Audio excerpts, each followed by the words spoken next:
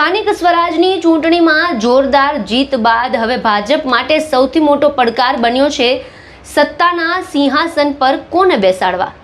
ચૂંટણીના પરિણામને 3 સપ્તાહ જેટલો સમય વીતી ગયો હોવા છતાં હજુ સુધી અનેક નગરપાલિકા અને મ્યુનિસિપલ કોર્પોરેશનમાં મેયર, ડેપ્યુટી મેયર અને સ્ટેન્ડિંગ કમિટીના ચેરમેનના નામ જાહેર નથી થયા અને આ વિલંબ હવે રાજકીય ચર્ચાનો વિષય બન્યો છે।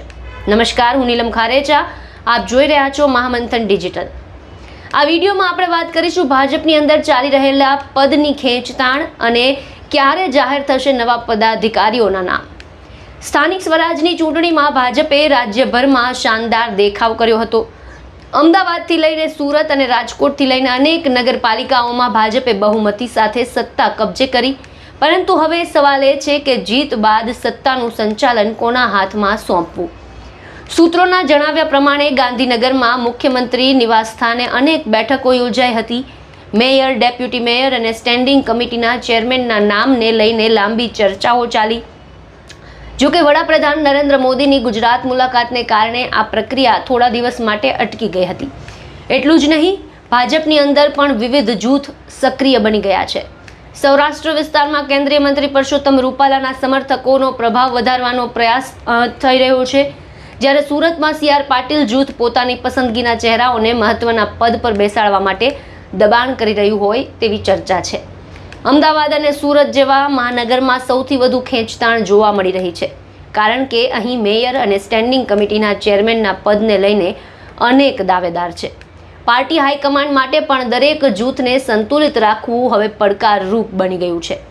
સૂત્રો એવું પણ કહી રહ્યા છે કે અનેક નામો પર ચર્ચા બાદ અંતિમ મંજૂરી માટે યાદી દિલ્હી સુધી પહોંચી હતી।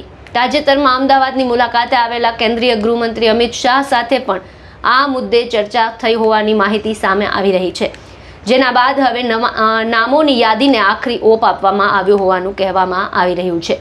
જો કે ભાજપના પ્રવક્તાએ દાવો કર્યો છે કે પદાધિકારીઓની પસંદગીનું હોમવર્ક લગભગ પૂર્ણ થઈ ચૂક્યું છે અને હવે માત્ર સત્તાવાર જાહેરાત બાકી છે।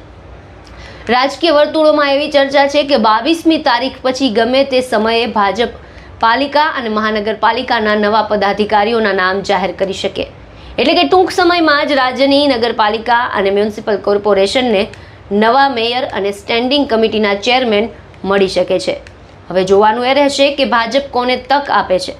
શું યુવાનોને પ્રાધાન્ય મળશે કે જૂના અનુભવી ચહેરાઓ પર વિશ્વાસ મૂકવામાં આવશે, કે પછી સામાજિક અને રાજકીય સમીકરણને ધ્યાનમાં રાખીને નવા ચહેરાઓને આગળ લાવવામાં આવશે।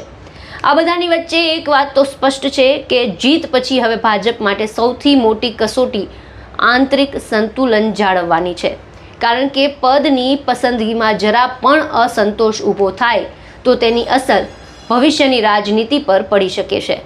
આ સમગ્ર મામલે હવે સૌની નજર ભાજપ હાઈકમાન્ડ અને ગાંધીનગર પર ટકેલી છે અને આગામી થોડા દિવસોમાં ગુજરાતની રાજનીતિમાં નવા પદાધિકારીઓના નામ સાથે નવા સમીકરણ પણ સામે આવશે। તો આ રાજકીય મંથન પર આપનું શું માનવું છે, આપના શું મંતવ્ય છે, અમને કોમેન્ટ બોક્સમાં જણાવો।